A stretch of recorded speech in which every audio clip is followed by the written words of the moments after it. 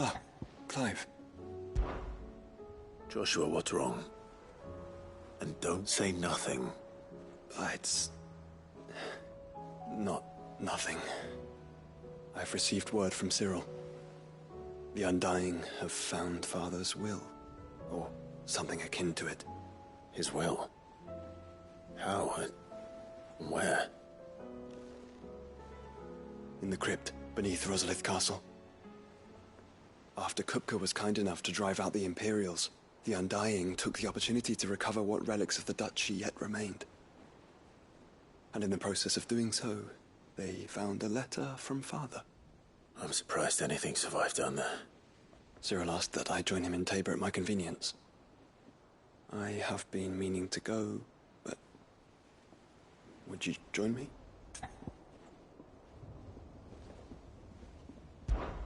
Of course. I want to know what's in that letter as much as you do.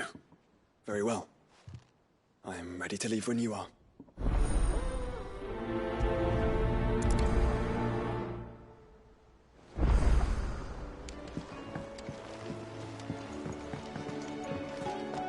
Do you think they'll come back? Of course they will. It's just a big crystal. How hard could it be?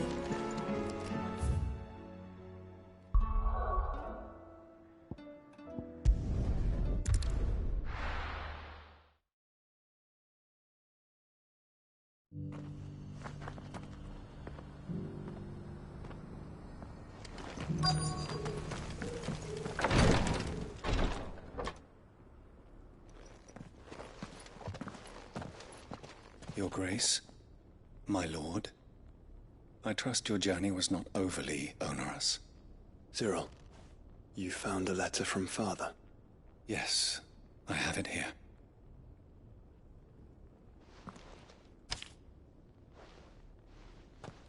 If you would do us the honor, my lord.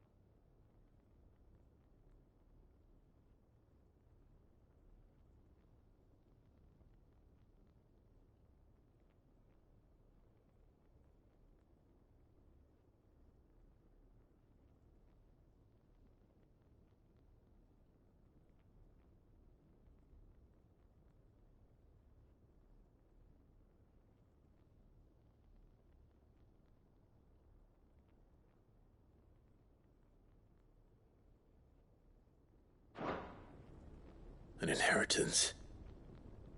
It would seem the late Archduke penned this missive shortly before his passing. The day before we left for Phoenix Gate. What are these plans he spoke of? His plans for the Duchy, Your Grace. Your father entrusted them to my predecessor, the former bearer of the Burning Quill, who entrusted them in turn to me.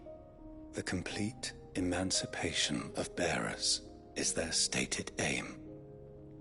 But your father's dream did not end there.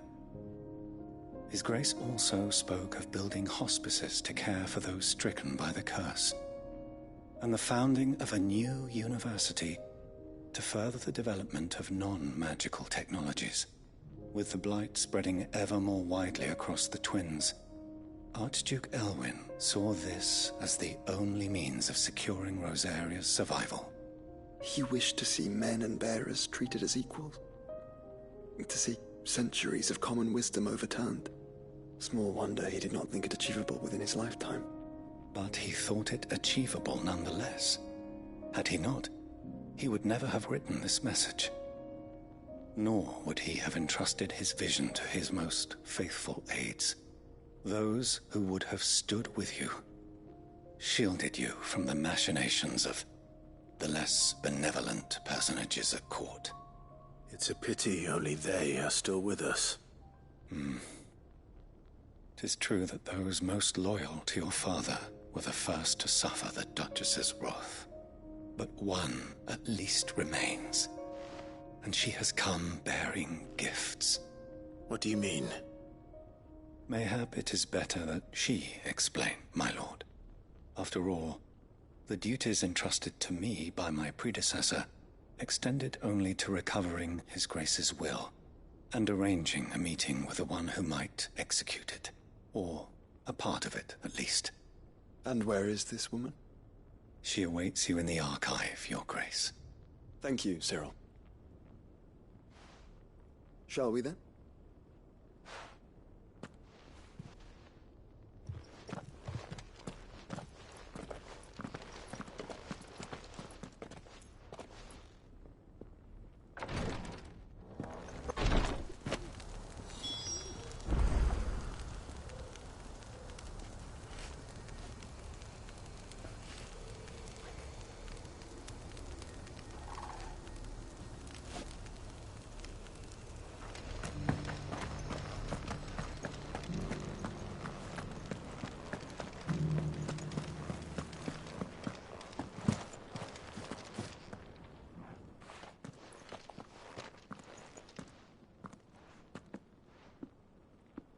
My lord, Your Grace. I hardly recognize you. I am Goditha, retainer of House Rosfield, loyal servant to the Phoenix and his shields. Your father, the Archduke Elwyn, entrusted me with the delivery of a gift.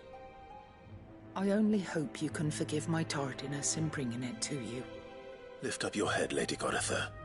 You have our gratitude for your service to our house and to our father. I merely did my duty, as any proud Rosarian would. My lady, perhaps you could explain a little more? What exactly is the gift you bring? As I'm sure you know, it has long been the custom for the children of House Rosfield to be presented with certain keepsakes upon their coming of age. Indeed it has. Our father often spoke of the day when our turn would come. And had he lived to see it, he would have presented you with the treasures I bear. Matching armbands for you both. Alas, he did not live. Indeed, he was taken from us even before they could be completed. He had intended to claim the Heartstone with which each armband was to be finished himself, but it was not to be. And his gifts remain incomplete. I see. It saddens me to bring them before you, as they are. It was your father's wish that you be presented with the finished articles, not these works in progress. But with His Grace long since gone, and the stone left unclaimed, I had little choice. You are grown men now, and his house is yours. And while I would not presume to insist upon your claiming the Heartstone in his stead, I know that nothing would have pleased him more than for you to do so. Thank you, Lady Goditha. What say you, Clive? What else? Of course, my lady. May our father's will be done. Oh, I am much obliged. Do you know where we might find this Heartstone, my lady? I do. Though it may be a matter of a good deal more than simply happening upon it. It is found in the bellies of elder griffins, you see. We do at least know where to find one. A certain specimen has made its nest in Titan's Wake, not far from here. A certain specimen? You are most perceptive, Your Grace. In answer to your unspoken question, yes. In fact, this is the very same beast your father meant to slay. I have been tracking its movements since you were but a boy. Were you to slay it in his stead, as men of House Rosfield, it would surely make your father proud. What say you, Joshua? What else?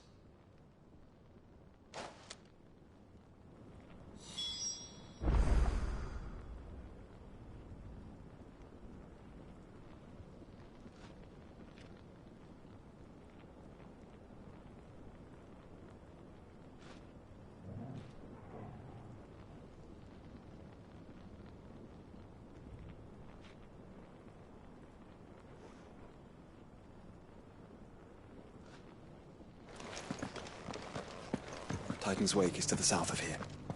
But we must not be hasty. The good lady has been disappointed once already.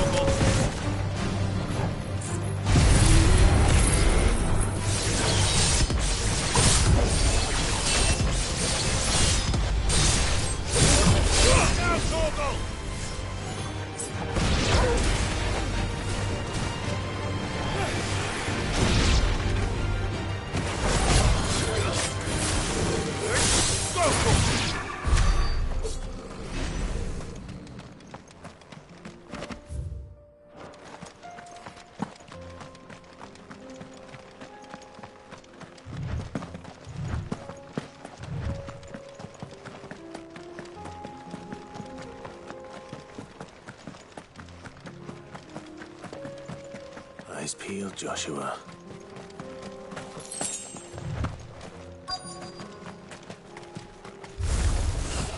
There it is. The House Rosfield. This one.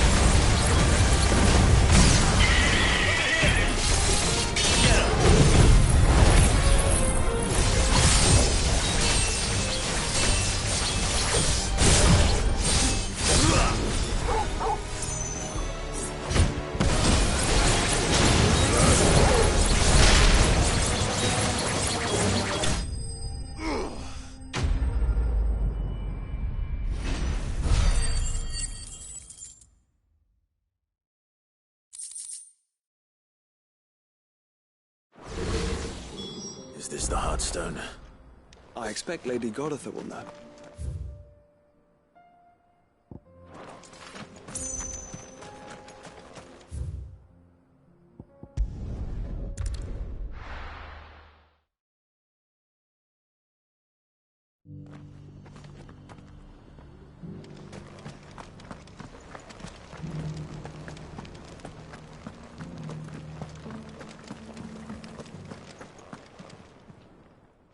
Thank the Founder you were safe. The Griffin is slain then? And the Heartstone claimed.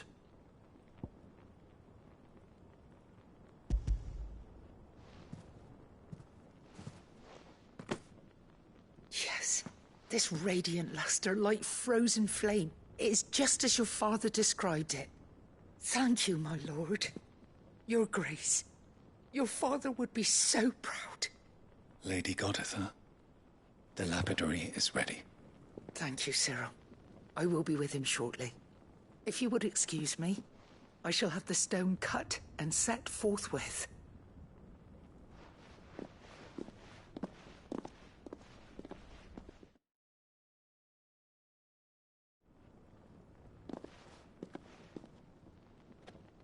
The armbands are complete. Pray, take them.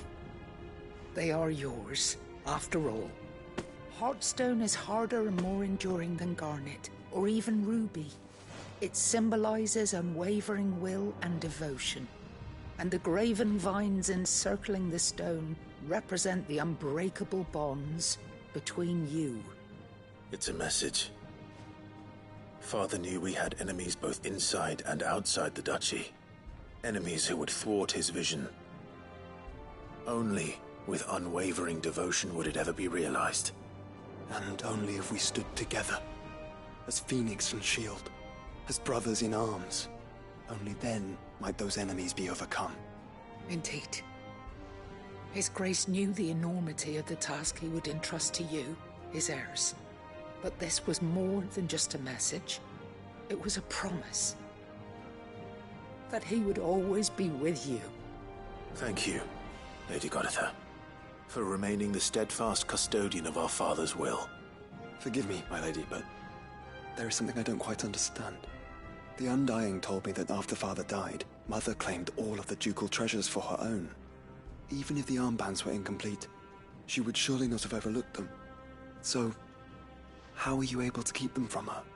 Because I was the keeper of the vault. Though I was but a lowly servant, your father spoke to me of his intentions for the bands, of the deep love he had for both of you, and his hopes for your future. In the days before the disaster at Phoenix Gate, I discovered that the Duchess had ordered her jewelry be sent away from the castle. It was then that I knew she meant to betray us. I tried to warn your father, but it was too late. When word of the fire reached Rosalith, I knew my time was short. So I took up the armbands and I fled into the night. And thank the Founder you did. Yet my duty to your father was incomplete. Not knowing what else to do, I followed the Griffin, thinking I might claim the Heartstone on its passing. And so my pursuit continued, until Lord Cyril appeared before me. He informed me that his Grace's will had been recovered, and that his sons were alive and well. Lady Goditha, on behalf of my father and all the people of Rosaria, I thank you for your loyal service. As do I. Thank you, my lord. Your Grace, for coming back to us, for giving my service meaning.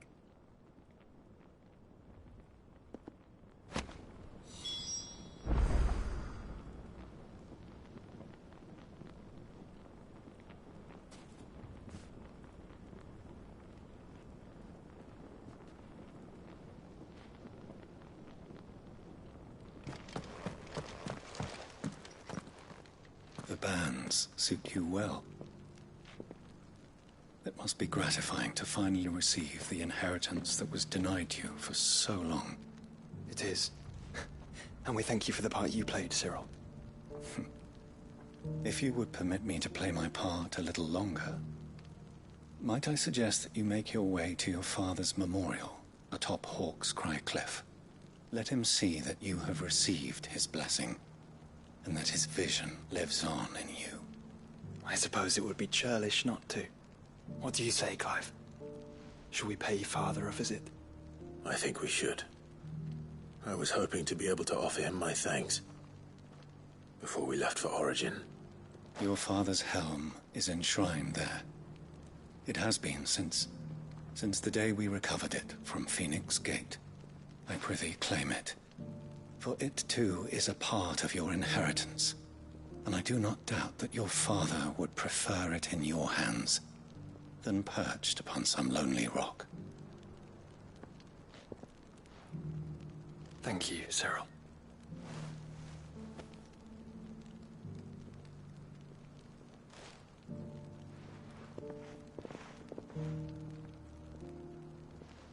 Come on, Clive. He's waiting.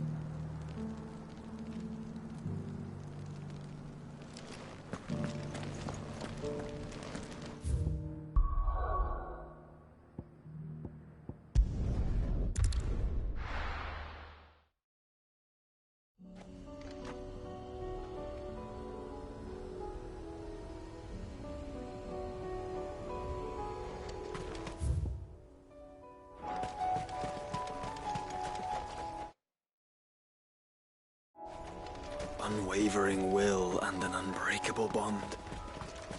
Do you really think we're strong enough? To save the world? Of course. To have overcome Father's political enemies?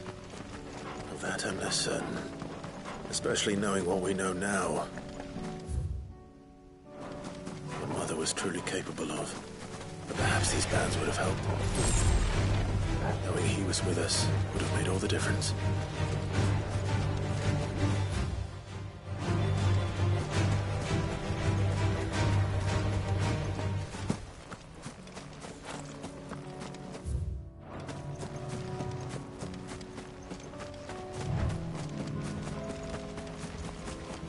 It's just back there.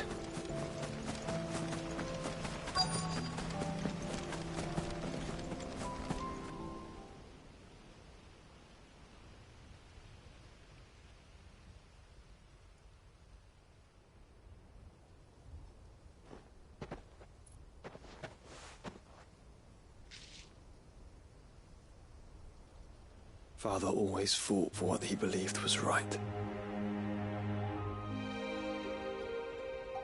It wasn't until that night at Phoenix Gate that I realized I had never fought for anything. I always had someone else to do the fighting for me.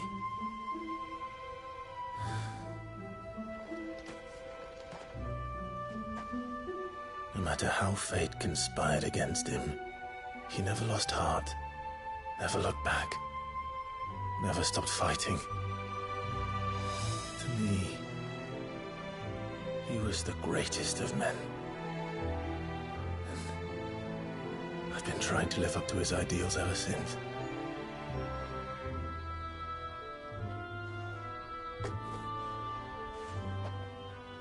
We all have, Clive. We all have. And we'll keep trying. Because that's what he would have wanted. What he would have done himself. Even if it meant standing against the very gods in the heavens. I shall be borrowing this, Father, if I may. That you might watch over us as we follow in your footsteps.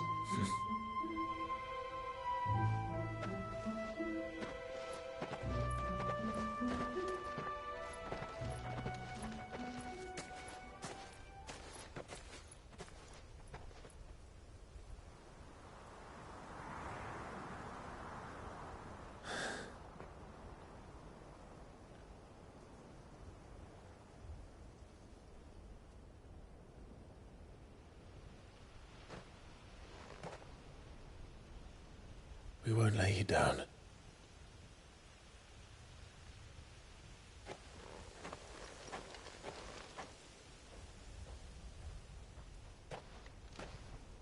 Onward then. Onward. To the end. And to a new beginning.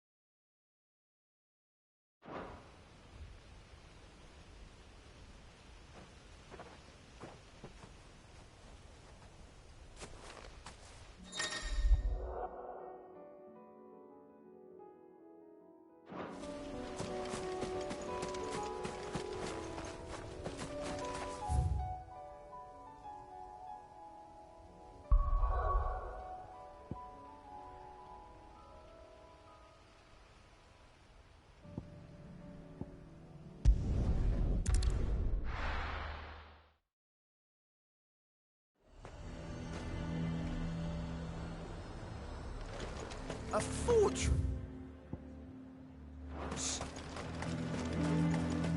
Who'd you think? I would speak with this Duke. Saw the captain just now. He was wearing his uniform. Because he handed it in. Your town needs you. I need you. But the Duke would have me.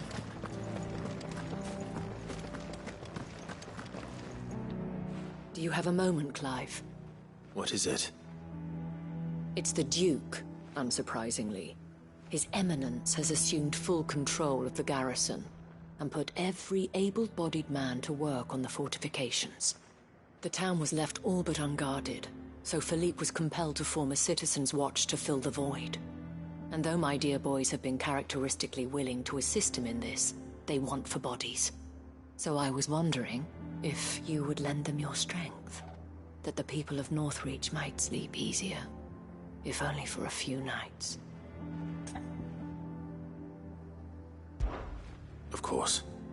Whatever you need. Thank you, Clive. What would I do without you?